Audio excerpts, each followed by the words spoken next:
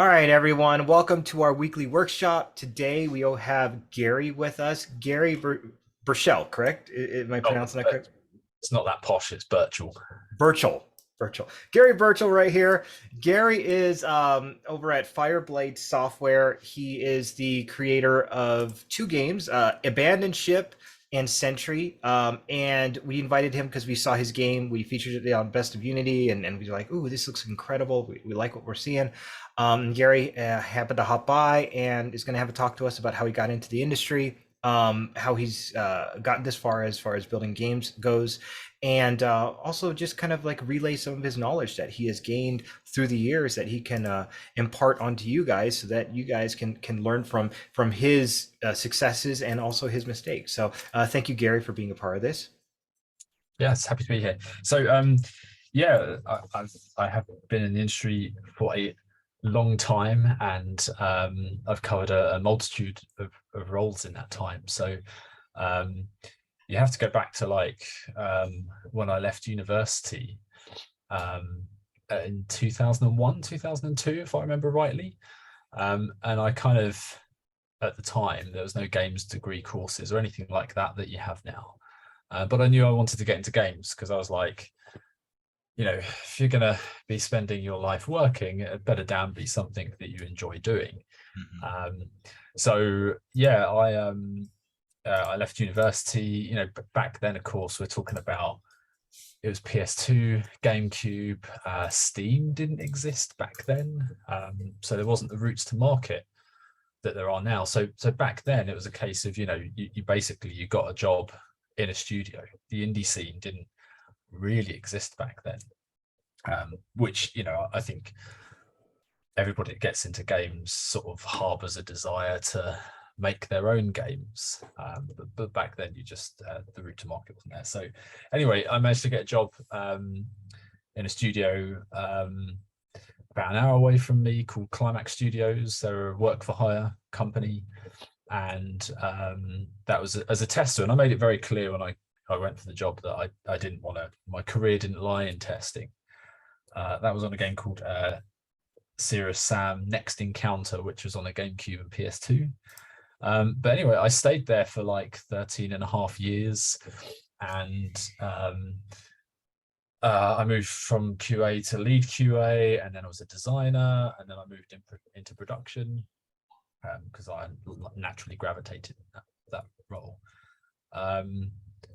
And I left there as executive producer, and the last games I made were the Assassin's Creed Chronicles trilogy. So I've done tiny games, I've sort of worked on big games, I've worked on games that have come out that I haven't necessarily been proud of or been excited to work on in my career. There was a Who Wants to Be a Millionaire game that I did that was probably the low point, but hey, you got to sometimes just put in the groundwork, right? Right, right. And there's been games that I've loved that I've worked on that have sadly been cancelled. I think the biggest team size I ran was just over 100 people internally, and then there was a couple of hundred sort of outsourcing as well. But yeah, so I kind of got to the point in my career where actually the big project that got canned, it kind of rocked me a little bit, as it would do. I'd spent a couple of years on it by that point. I can't really disclose what it is due to NDA purposes, but it kind of made me assess like what I wanted from my career. And but by then Steam existed, the indie scene existed, and I thought, actually, you know what, this is something that I can do. And while it still took me a couple of years to actually make the jump, because I had things like a mortgage and a young family that I didn't want to just sort of quit my paying job and security and just basically risk it all on going indie. Mhm. Um, but it certainly planted the seed there, I think. And then over time, I got more invested in the idea, and was willing to kind of to make the jump. I think sort of fear held me back up until that point, but that was I basically founded my indie studio Fireblade Software in early 2016, and somebody I used to work with, a programmer there, basically joined me a little bit later as a co-founder, and we set about making our first game, Abandoned Ship. That launched into early access in February 2018, and it did quite well. Like the night it launched, it hit fourth in the global top sellers chart on Steam. Wow. And that left early access in October 2019. And we continued supporting the game, ports and things like that, and other updates, but moved over to our next game, Sentry, which is a completely different game. You know, I think the most sensible thing from a pure business perspective would have been to roll onto a sequel for Abandoned Ship, or a very, very similar game. But you know, this is a creative endeavor, right? And I'm not necessarily doing it to get rich. I'm doing it because I'm passionate about it. And at that point, I think we were so fatigued of working on one game that, and it was very emotionally draining, because it was our baby, right? We were living it more than we were necessarily like work for hire projects. So yeah, I'm sure we'll return to that world at some point, but we needed a break. So, you know, within the studio, that we've got a lot of passion for strategy games and first-person shooters. So we'd done one, so we shifted to the other for Sentry. And that's going well. Has its own challenges, not least because the market changes so much so quickly. That's kind of what makes games so exciting, to be on the bleeding edge of that. But it definitely presents challenges. So yeah, I've personally, I'm not massively technical. Where I tend to go is, so I describe myself as team lead. But for me, that covers production, the business side. I handled all of the design on Abandoned Ship as well. All the marketing, all the community side. I mean, those are all full-time roles, and I've no doubt Abandoned Ship suffered because of I was spread so thin, and all the other areas. You know, we had a dedicated artist, dedicated programmer, dedicated audio guy. You know, it's not a surprise really that that the areas I covered probably weren't quite done as well as things that had dedicated resources. So I looked to fix that with Sentry and hired a lead designer. So I can basically concentrate on probably still too much, but you know, the kind of goals of our studio is to remain small and manageable, because it's really personable and really enjoyable, that kind of small team against the world aspect. But also one of our pillars of our studio is to try and punch above our weight. And so this kind of ties into a lot of the indie vibe, is that you got to make really sensible decisions. I mean, before the call, you joked about don't make an MMO for your first game. That's right. You know, that it boils down to quite like what seems like small decisions, because I think as an indie, you really need to identify up front what your goals are going to be.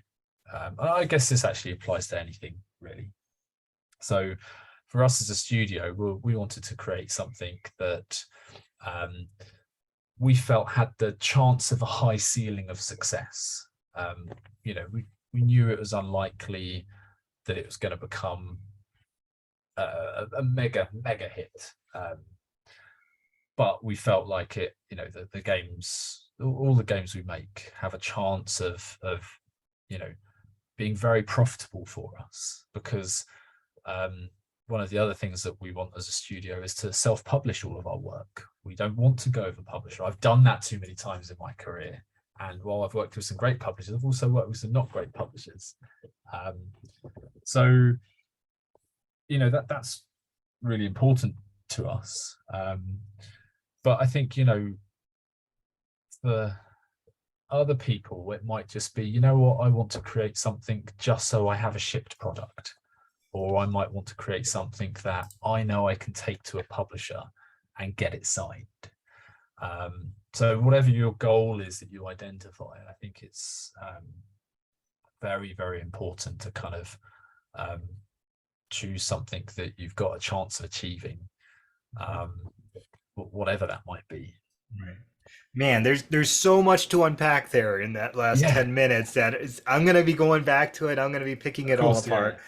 Okay, so of course you have 20 years of experience. You said you worked on Serious Sam games and Assassin's Creed Chronicle. Oh Assassin, yeah. I mean, yeah. my bio's on Moby Games. I've worked on lots of games.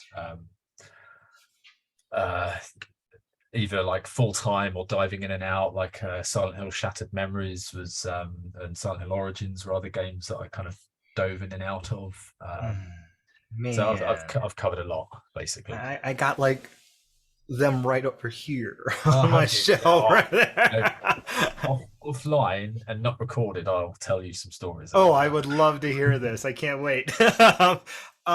So being there, and you started in QA, Yes. um, and then you ended up working your way up to, you said, an executive producer, correct? Yeah. Okay. So that route, do you recommend people go through the QA route? So like I said earlier, like the industry changes very quickly and it's very different. It's a very different beast from what it was. Mhm. So I adopted a look, I just want to get in a studio because then I can prove myself. That's not necessarily a route that might work out for everybody, you know. Yeah, maybe the stars aligned for me. I don't necessarily believe in like luck, but you can certainly ride opportunities that go your way, and sometimes opportunities won't go your way. So some people might get into a studio and then there might not be those chances to kind of move sideways or upwards or whatever. It just happened to me that, you know, I was always able to progress. So I wouldn't want to say you must do this because I don't necessarily think that that's a way. It depends on so many variables. What I would say is, if you wanted to get into the industry, then I've gone through lots of CVs, and the former studio I worked at, Climax, they were brilliant at hiring like graduates and juniors and training them up. So I saw a lot of sort of entry level CVs, and what you have to remember is that there's way more people that want to get into making games than there are positions to make games. So it's really competitive. So you have to think about what it is about you as a person and as a potential employee that's going to make you stand out above the competition. Most cases, we have people that came with games degrees, but always the ones that we invited to interview or that did well in interviews were those that came with, you know, here's demos I've made, here's a mod I've been involved in. Even if not that, it's like, you know, here's a paper design for a level, or here's an analysis of you know, a level in Uncharted, or how the lighting looks in Left 4 Dead or something like that. Those are the ones that always sort of made it through. So I guess if anything, you know, it's important to identify what it is that you want and then go for it and go for it hard. But when you're getting into positions where you're applying for interviews or getting interviews, you know, work out what it is that you think will lift you above the competition. Right. I gotcha. And, you know, how was it different working from, let's say, a Serious Sam studio to an Assassin's Creed, jumping from, you know, one company to another? Like, are the cultures completely different for a bigger corporation than a smaller corporation versus, you know, the indie studio that you created? Like, what were the changes that you felt were necessary? So being indie, and you know, we're lucky enough as well. Well, you know, we've got ourselves in a position where our first game is now paying for our second game. Obviously, it was, you know, we were really bootstrapping it when it came to to making our first game, because we, we're relying on getting grants and on our own savings basically to get ourselves in a position where we could self-publish and release. But even so, freedom as an indie is it's very attractive. So with Abandoned Ship, for example, this has sort of been a good reminder for me, is that so although we want to self-publish, we only want to self-publish on platforms that we are familiar with or have experience. And I've never shipped a mobile game before. So Abandoned Ship came out on mobile, but we actually got a mobile publisher to handle that for us because we wanted to focus on Sentry, and I'm just not familiar enough with the market and format holders, relationships and things like that. But even then, like, it was interesting to see that, they treat it slightly differently to we do, because that's, something that we care deeply about and will, leverage every opportunity. Whereas ultimately our game with the publisher is one of many games. So, I could kind of sense there wasn't the same passion as we had for it, which is to be expected. And I'm by no means slamming going with publishers at all, because it's perfectly viable. I think when it comes to maybe as an indie deciding whether you're going to self-publish or go with a publisher, it should be about identifying what it is that you're missing.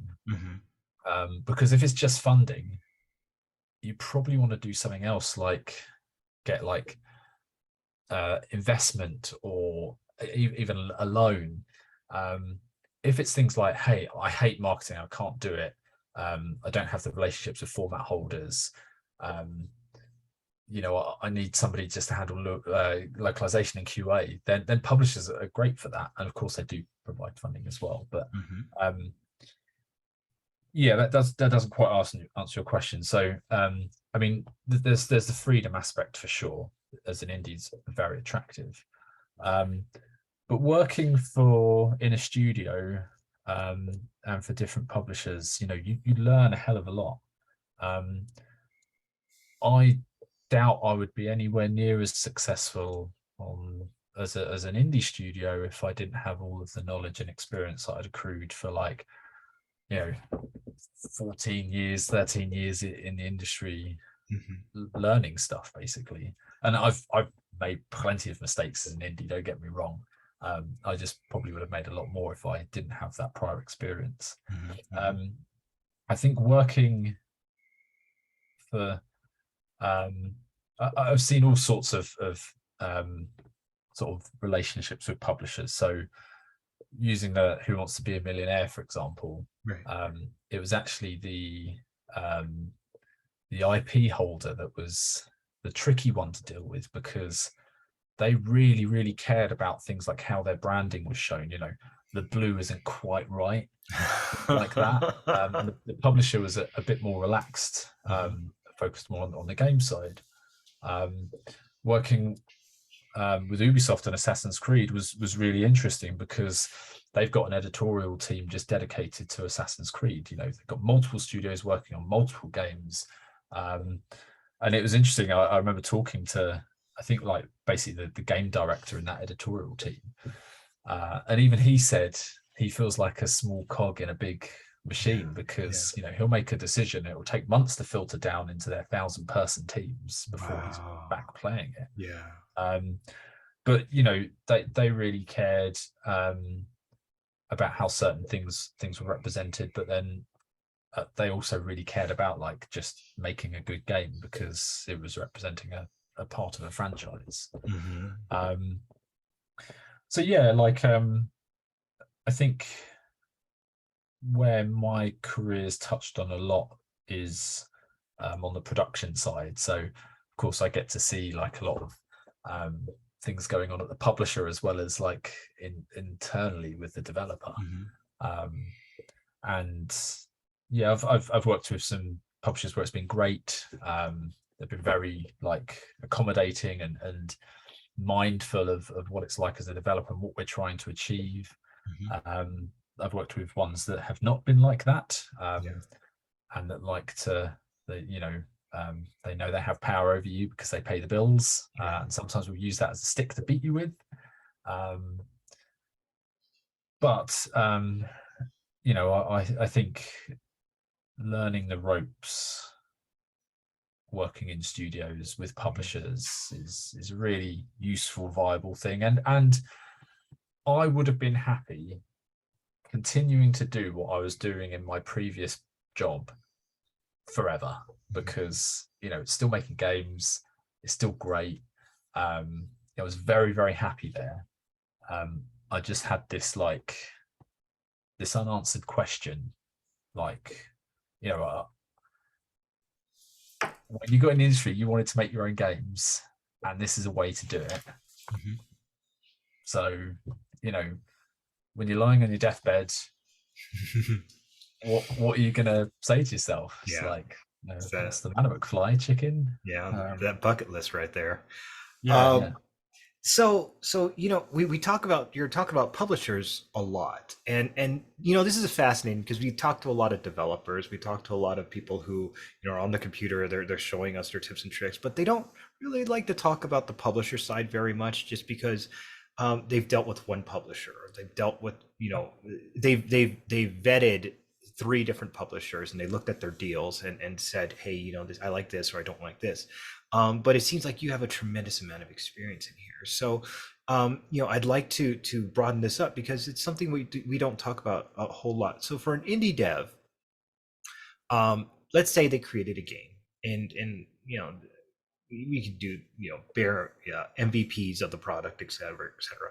But when someone wants to contemplate getting a publisher or not, you mentioned that they should look at a couple of the things that they really care about. Do they want to localize it? Um, do they want to get paid? Um, Now, not all publishers are the same. Some say, we'll take care of the localization and then we'll give you a percentage of the sales. Other ones say we'll also handle the marketing, and other ones will actually say, here's a check for you to Yeah. fund you for X amount of time. Um, for from your experience, what type of deals have you seen from publishers that are consistent, that you would say this is a good one versus, yeah, this one you're going to regret later on? So I think, and I've seen a broad range of contracts, because there was a time on a Abandoned Ship where when we put out an announcement trailer and it made waves, we got approached by lots of indie publishers, and I was very, very flattered. So I actually kind of pursued quite far with negotiations and some of them, looking at contracts and things like that before I just actually, what, why am I doing this? I'm doing this because I'm flattered, Mm-hmm. Mm-hmm. and not because actually I want to. So um, I think you have to remember that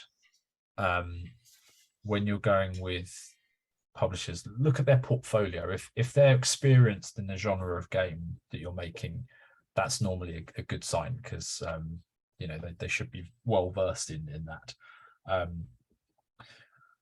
If they have tons of games that they put out constantly, that their model is one that is, what, we'll sign up however many games, one of them will be a hit, that will more than cover all the others that fail.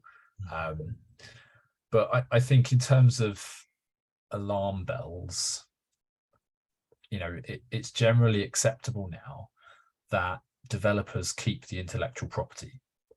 If you're signing with a publisher that says, and their contract says they keep the intellectual property, that's an alarm bell. First refusal clauses in contracts are very common. So if you make something that's successful, that will basically give them the opportunity, when you make a sequel or whatever, they can match whatever offer you get, and as long as they match it, you have to go with them. So that's common. The other thing I'd say is that, and this is less common depending on the publisher, but what you want to avoid is that the way most publishers work is any advance you get will have to be recoupable. most of the time that is, well, as a publisher, we'll 100% cover our recoup first before the revenue share kicks in. You'll find some publishers that offer a better deal, and there's always negotiations to be had, but what it should be is that from your first copy that's sold, there should be a rev share so that you as a company are making money from your game release. How that often manifests is that it might be weighted towards the publisher until the recoup is hit, at which point the rev share goes. So it's, I don't know, 70% in favor of you, 30% in favor of the developer, of the publisher. But I personally would avoid anything which is you have to 100% cover the publisher's costs before you see any money from it, because those costs mount up very quickly. As indie developers, you will be very astute at eking out every penny. But with publishers, and I was like this in my last job, it's very easy to spend money when it's somebody else's. Right. And so that recoup will build up very quickly. And when you consider, say if you're selling your indie game for $20 on Steam, assuming it's bought in the US, because the purchase value is different across every country. But you'll have refunds, sales tax, vowels cut, stuff like that before you even see anything. So if you go, well, my $20 game, I'm basically getting like $11-12 for it or whatever. And if you're not in the US, you have to take into account currency conversions as well. How many am I going to have to sell to then write off the fact that the publisher's spending this much on QA or whatever? And the other thing I'd also watch out for is you want to avoid things like horror stories where like you go, oh yeah, the marketing department bought a lot of Moe and Shandon for some journalists that they bought in and stuff like that. So again, what you can get in contracts and some readily offer it is that basically you have to approve any expense. So at least you can go, wait a minute, why am I signing off this helicopter ride for your QA department to so yeah, I think they're the three things I'd kind of watch out for, because like I say, I don't want to give the impression I'm anti-publisher or anything. Right. I think I've done it so much for so long in my career previously that I just wanted to do things my way. It's like, I've been in positions where I've had to make decisions that have been forced upon me because of the business. And I just wanted to run things my way, treat people how I want people to be treated.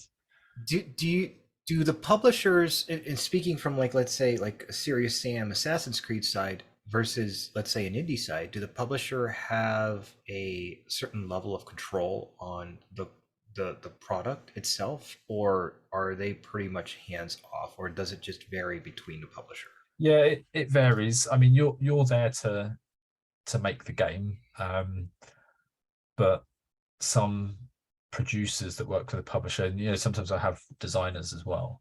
Some will be very invested, others will be more hands off.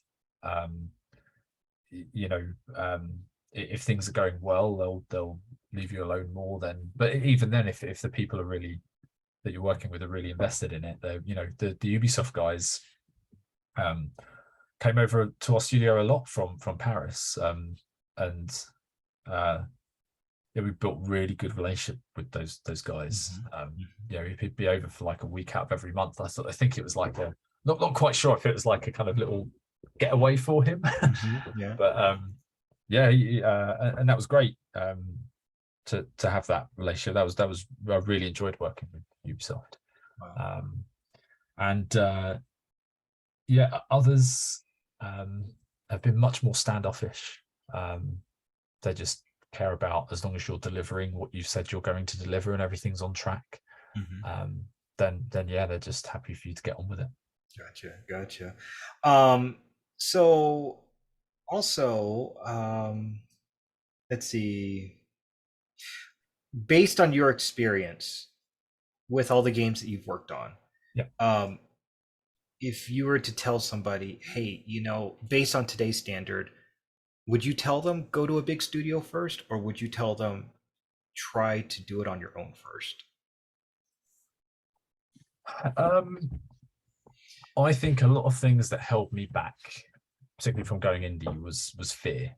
Mhm. So, if I was living on my own, didn't have a family to worry about, if I was living somewhere that wasn't as expensive as I'm living, um, I'd be a lot braver, put it that way. Mhm. Um, if uh, if you're lucky enough to, um, you know, I'm very middle class, right? So I've been lucky that like when we were going on abandoned ship and it looked like we couldn't quite just have enough funds and I was going to have to go to the bank. I was lucky in that my parents lent me like 10 grand or something just for us to get over the hump so we could Mhm. launch. But probably not the best business practice to crash into the launch if your money runs out. And I can sit here and go, I worked out okay. Right, Um, right. but you have to remember the battlefield is littered with people who've failed, whether that's been um, and when I say failed, I mean fail as a business, Mhm. because they haven't made enough money or they haven't shipped a project. I've got the greatest respect for anybody that goes and makes that leap and releases a game. It's really tough out there, so there's a high chance that your game won't succeed. Um, every new business has a very high chance of failing. Mhm. Um, so yeah, I think it's down to like your personal situation, and some people are just more entrepreneurial than others. Mhm. Um, it took me a long time to get to the point where I felt like I could do it. Other people were just naturally entrepreneurial and naturally brave. Other people have got no interest in doing that whatsoever. And you know what? They just a good example was when I was trying to find an artist. Um, I started speaking to people that I'd worked with. Naturally that was a first port of call. They were known quantities. I knew they were good. There was somebody that was working at Rockstar. They were working on what was Red Dead Redemption 2 at the time, and uh, I said like, you'd be interested in this. And she said she was just really happy, and she was basically her role was like vegetation artist. Mhm.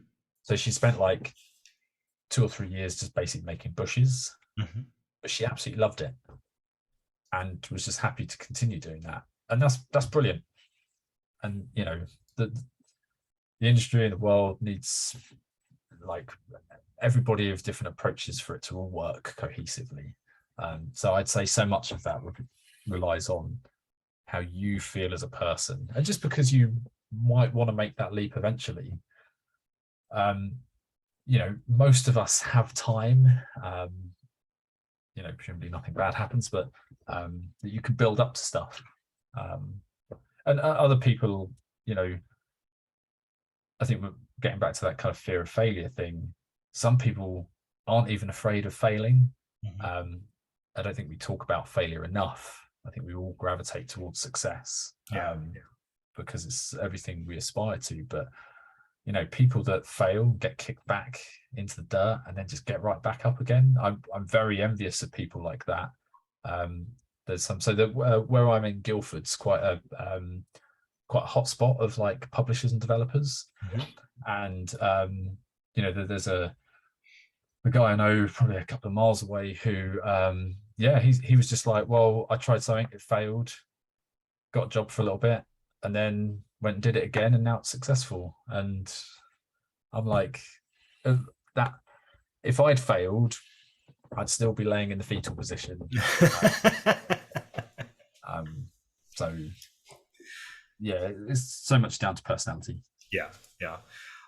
Rich, you had an interesting question. So, at Game Dev HQ, we run a program to teach people how to become Unity developers. It's non-traditional and it's not like a college degree. Rich, what is your question?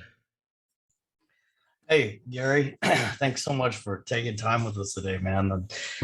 You're living my dream. That's awesome. Best of luck to you.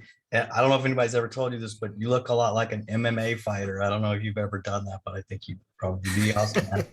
Oh, cool. Yes, I'll so take that. It's amazing what shaving your head will do to, people give you a wide berth. And right, yeah. Well, my question is, you said you look at a lot of resumes, especially for people that are, entry level. So when you see Game Dev HQ, I don't know how familiar you are with Game Dev HQ, or if what kind of relationship you have, but when you see something like that on a resume, what's the first thing that goes through your mind? Is that a big plus, or is that oh, another boot camp graduate? What do you think when you see Game Dev HQ on a resume? where it kind of got to was that certainly in the UK, that game dev courses at university level weren't seen as being fantastic, because it was such a sort of shallow coverage across so many things that it wasn't really going deep enough on anything. Where sort of courses like this one seem to be better than sort of general academia is that it's more hands-on. I think certainly since I've been going indie, I think universities or colleges in the US have got better at basically having like less theory and more practical, which where courses like this, generally speaking, tend to be better on the practical side anyway. And that's why I said that the people that stood out were the ones that were doing like things like mods or whatever, because they were demonstrating A, they cared a lot, but B, they they had some knowledge of actually what's done in a studio. Mhm. I have interest, what sort of discipline are you gravitating towards to? Well, I'm a business graduate from a university, and so I've got a successful business career. But I've always wanted to write games, and it's fun, and I enjoy it. So I'm just kind of exploring the landscape and trying to see where I fit. But the game dev program has really impressed upon me the value, over the university system, and I'm just learning how people in the industry respond to that. Do you say, oh, this is a person that's very passionate about games. Look, they've enrolled in this program, they've done the work. Here's some examples of their projects. This is a person we want to talk to. That normally goes down very well, basically. Yes. Having practical stuff to demonstrate. Mm-hmm. Yeah, well, that's a foot in the door. So that's, I just didn't know how much weight you guys put on that when you're looking at those resumes, and an indie versus one of the majors. And if I may, Al, I do have one. Sure, go ahead. Yeah.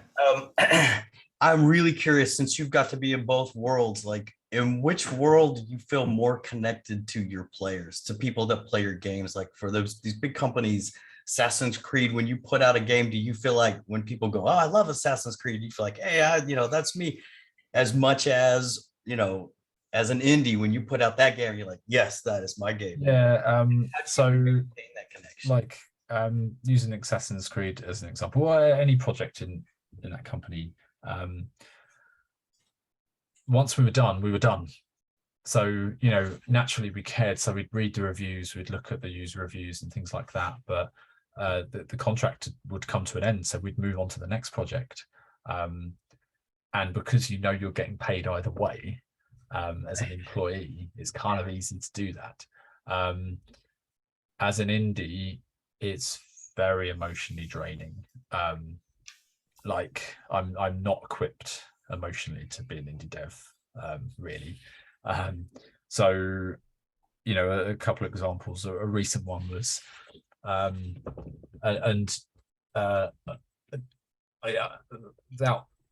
so I've got no experience in marketing, but I've somehow managed to gain successes with it. but certainly on the community side and social media, which I'm not a proficient user, more of a lurk as an accurate description. On Reddit, there's our gaming, 32 million people use it, and if you can do well on that, it's very, very good for gaining wish lists. And for months I was like, kept putting it off. And in the end I was just like, you know what, it's probably not going to work, but if I don't try, it's definitely not going to work. And so I was on Slack, I posted to the team, look, I've made this GIF from an announcement trailer, I'm just going to post it. And in literally 2 hours we'd gone viral with it and made it to like 7th on the front page of Reddit. And it was great, and it resulted in lots of wish lists and stuff. But like the 24 hours that it was popular, just the amount, like, had so many positive comments, but I gloss over those instantly, and I only focus on the negative ones, which there is a small degree of. But I was emotionally, like, I was just exhausted by the end of it, and it was fantastic. You don't want it to end because you're seeing the wish list rolling in, and so it's great. And you do, the positive comments are great. But and it was weird because they thought I was this particular example, lots of people like thought I was basically paying for the post, and had this like bot army that was upvoting it and posting positive comments. And I think I dealt with it the wrong way, because I was like, well, it's negativity, I'm just going to steer clear of it. But that little like sub facet of it just kept on and on, reinforcing each other. And I kind of wish I'd just stepped in and gone, like, very, very politely, like, I'm literally just sat in a room in my house and posting this, like, there's nothing nefarious about it. It's but anyway, I did what I did, and I can't change it now. But that was really tough, and I lived it. But that was only a tip of the iceberg compared to when we launched Abandoned Ship into early access. Commercially, it launched well, but we dipped into mixed user reviews on Steam, and that was really, really tough to take. I think there was a couple of reasons as to why. There was one where we'd done beta testing, we just didn't have the coverage that we nothing prepares your code base for suddenly having like 10-20,000 people play your game within like a short window. And they were flushing out bugs, like there was an old generation of ATI graphics cards that just didn't work, and we had to like quickly turn around DX9 support on it. And there's one of you, right, or a small team, and there's lots of people that are online 24 hours a day, and that was tough. And I think earlier on when I sort of alluded to, like, I was spread too thin, I was doing the design of the game, all this other stuff, and undoubtedly that the game suffered because of that. And I can go, it worked out all right in the end. We turned that rating around, but that took time. And again, I think one of the other issues I might have had, and again, probably a marketing problem, is that some people saw the game and read like the description of the game and instantly leapt to a certain conclusion that the game wasn't actually like quite true to what their interpretation of it was, because that particular, they were just like FTL with pirates. And I knew that tactical combat wasn't on the same level as FTL, but we weren't quite trying to do that. We were trying to have this big world, so it was sort of the depth of Sunless Seas exploration combined with FTL like combat was where we were. But whether I wasn't communicating that well enough, whether it didn't matter because people just leaped to their own conclusions anyway, I think that slight mismatch hurt us as well. But for whatever reason, we did turn it around, but it took time. But it was really tough, and there was a lot of things to celebrate about that game and its release. But my overriding sort of takeaway from it was that we didn't hit the ceiling it could have done because of the failures of it. But again, that's probably my personal baggage. Other people might just be happy with how their example went. So yeah, it's really certainly, and it's common with other indies. I've found you live it, and that can be tough being indie. Sure. I could connect with you on that level of the few projects that I've done that get positive feedback. It's like a high that I get. I'm like, oh man, I want more of this. This feels so good. I want that connection. So yeah, I can connect, man. Thanks, Gary. Thank you very much. So real quick, because you mentioned with Assassins, and then I want to spend some time on just talking about Sentry. How did you handle the turnover and just going from one job to another? Even switching companies from the employees that you worked with and you yourself. Was it anticipated? Did you guys prepared for this, or was it something that sometimes just catches you off guard? Yeah, so sometimes you could be in positions, particularly in normal studios, where you might be all set to work on a project, or suddenly a project might get cancelled. There might be another project that has issues that need you to parachute in and fix. So I think you've got to, being flexible is useful, because ultimately you're all pulling in the same direction. So yeah, I think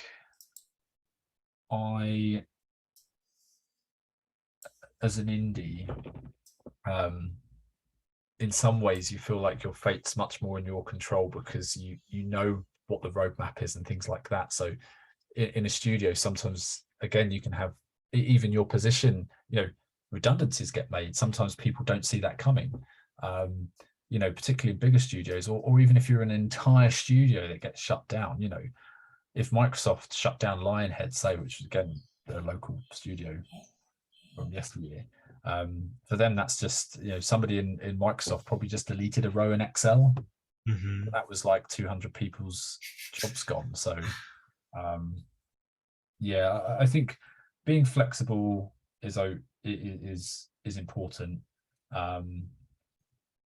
and yeah, just having a degree of robustness for the unforeseen things that can happen, because games is very volatile.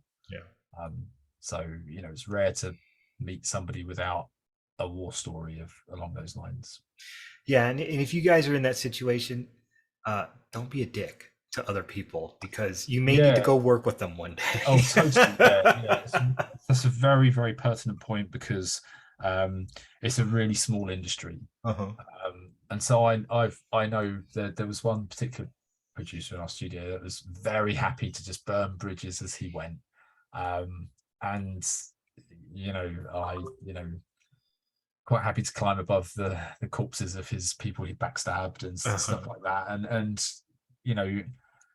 sometimes the world isn't fair, is it? Sometimes those people continue to climb. Some people do get kicked back down into the mud and they get their comeuppance or whatever. But I think, I've always, and I've been in very difficult positions. I've had to make people redundant and things like that, but I've always tried to be fair with people. Sometimes I've had to tell people, we have to work late to get this milestone done, because I'm sorry, the publisher's just thrown this stuff at us and said they're not going to pay us unless we do it. And I've personally found that if you explain the situation to people and you trust them with the knowledge, sometimes you don't want to tell people things that are going to scare them, like, we're only a week away from going bust. I've been in that situation before, so like you don't, sometimes what they don't know is good. But generally speaking, if you trust people to go, look, this is what we're facing, this is what we're contending with, most of the time they want to come along with you for the journey, and that feeling of, yeah, we are all in this together, so let's do it. I put a lot of faith in that. And that has served me well personally. But again, if everybody's got different techniques. But yeah, I think don't be a dick is a general good rule in life anyway. um, so right here, we got a screen share of let's see, get it rolling real quick. Yeah. All right, so this is Abandoned Ship. Can you Yeah. tell us a little bit about Abandoned Ship? Yeah, so when we went Indian, me and my co-founder Adam were talking about what it is that we wanted to do. We wanted to do something that we personally were into. We wanted to do something that we felt like had a chance of success and was achievable for us to make. And the scope definitely expanded, perhaps beyond what it should have done. But you know, what we identified was we loved FTL. We loved things like Sid Meier's Pirates and Sunless Sea, and you know, we felt like there was a space there, and in terms of thematically how we addressed it, we were like, well, you know, back then there was no Sea of Thieves. You know, pirate themed games were just not a thing, and as we were making Abandoned Ship, you know, that started to come about. I'm not saying that we were the cause of that. I think things just move cyclically, and we just happened to guess right. You know, whereas Sentry, you know, is a kind of indie with retro elements FPS. You could arguably say we're kind of on the tail end of that wave of popularity, which is not in a place where you want to be, but that's why there's other things about that game that make it stand out, but I'll get onto that later. One of the key things as we were making the game, because we had prototypes, and we started off being 2D top down, and we just started mucking around the 3D camera because the assets were in 3D because it was quicker for us to generate those, and we were like, actually, we feel like this is right for us. And then I think the next kind of important step was coming up with the art style. So I don't know, you probably can't see it. I'm going to tilt the camera, but basically there's a picture I have on my wall up there, which is like a classic naval oil painting. And it was in my in-laws' living room. And I'd always find myself kind of absent-mindedly staring at this painting. So I absolutely loved it. And always been interested in like Napoleonic era stuff. And I literally remember that it was like Christmas or Boxing Day or something. And I was just staring at it. I was literally thinking like, what art style are we going to do for this game? And then it was like Anvil, Clang. I'm literally staring at it. Right. And I think, and coming up with the idea was easy. And our artist, Alex, she, like recreating that technically was a massive credit to her. But I think that really helped lift the game into a place where, you know, when people are scrolling through websites or Steam or whatever, if they see, you know, people have short attention spans, right? So you got to hook them ideally instantly. And I think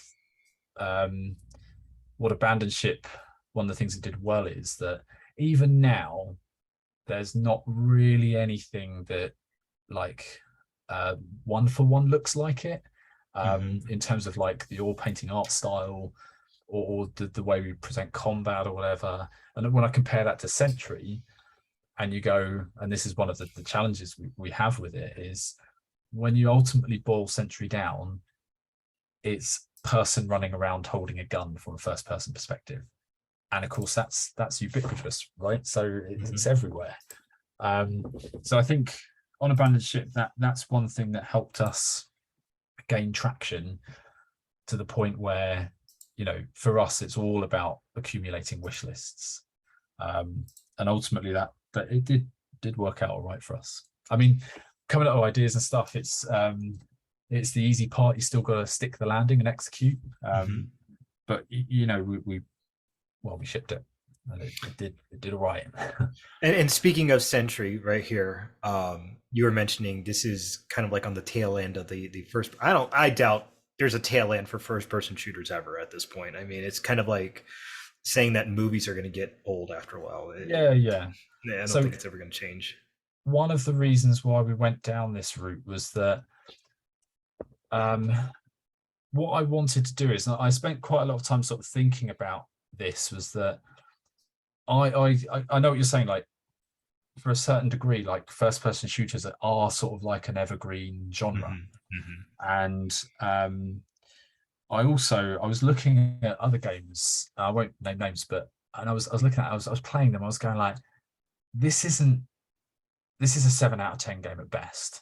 Right. And yet I'm going on Steam and looking at the user reviews, and it's, you know, all very positive, 80% plus, 90% plus in some cases. And I was like, what is it? And so it wasn't just FPS games, it was tower defense games as well, because this is what the two genre bands were doing.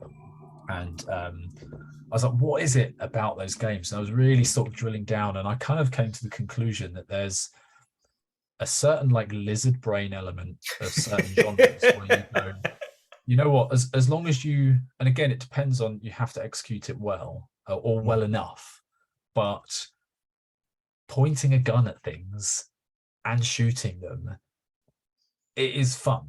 Right. Getting that feedback, that does tick the lizard brain thing. With tower defense, like defending something against a horde, again, for certain people, it ticks that box and it's fun. So I was like, so like if we can execute this, we'll have an easier ride on the long tail of the game than we will did with Abandoned Ship, because it's we're doing a lot of things that these other games are doing okay, and I think we can do them better, plus add a bunch of stuff on as well. So I mean, what some of the challenges we're having is that on this is that hooking people in. Once we get people in, they tend to care and be interested, because they go, oh right, so you're defending a spaceship against this horde and you've got this dynamic campaign. Okay, well, that's not really been done in an FPS or tower defense game before. It's always like linear stuff. So and then when they go, oh right, so I can actually lose a level, and it's not just a hard point that I've got to go again until I beat it. Like, actually, that just changes the meta game, so that sorry, that's my doorbell, I'll ignore that. So the strategic landscape changes. So now I have to decide, right, am I going to defend the next point they move on to, or am I going to defend somewhere else? And so I think with Sentry, we've almost got the reverse problem, where it's overcoming that initial like, oh, it's just another shooter, to like, oh no, it's not. It's actually there's more to it than that. So I think once people have it and play it, that will be easier for us. But of course, we got to get them there. Right. Otherwise, if they're not there, but yes, but the art style again here was a careful choice, because again, we wanted to do something that felt was an easy entry point for people, but we've only got one artist, right? So it has to be something that's achievable for her to make. So what we ended up with was this kind of art style that was very clean, and what I think has served us well is that the kind of boomer shooter phenomenon, as it's called, is sort of or you can see it in other games as well, actually, but it's almost been cyclical, where I don't know if it's like a generational thing where people go, I remember what Doom looked like, I love Doom. So then when there's games that use like GZ Doom as an engine and things like that, it's a really easy entry point for people. And then of course you see games like Dust come out, where it's like, oh, this is like Quake era, and where we've kind of positioned ourselves, I would like to say, because we're really clever and awesome, but there's probably an element of the stars aligning, is that we've gone and picked something that probably looks sort of PS1, PS2 era sort of engine. And I think the games is almost starting to catch up. So we're almost on that within that wave, we're like a Mhm. mini wave of art style being in the right place. And it's some of the reactions been interesting because people have gone, oh right, it's not cluttered, it's really readable, I like that. And we were worrying about, well, you know, looking at a lot of our peers and they're just throwing tons of visual effects at screen because it looks cool. So yeah, sometimes you can think you're doing something for one reason, or you might end up with something because of, you know, your decisions have forced you to that point. And sometimes it goes your way and sometimes it doesn't. I think, like, as devs, we very, very frequently just want to beat ourselves up about all the bad decisions. But even your decisions that don't work out in hindsight, you have to remember that you didn't just wing it. At the time, you made tons of decisions and all this information that was available to you at the time that led to you making that decision. Mhm. Now, of course, you fast forward 2 years, and if you look back at your code base or whatever and go, why did I do that? You forget all the stuff that led to that decision. But like, that's a good takeaway, I think, for sort of yeah, not to beat yourself up constantly about these sorts of things. Yeah, absolutely. All right. Well, that's been an amazing hour.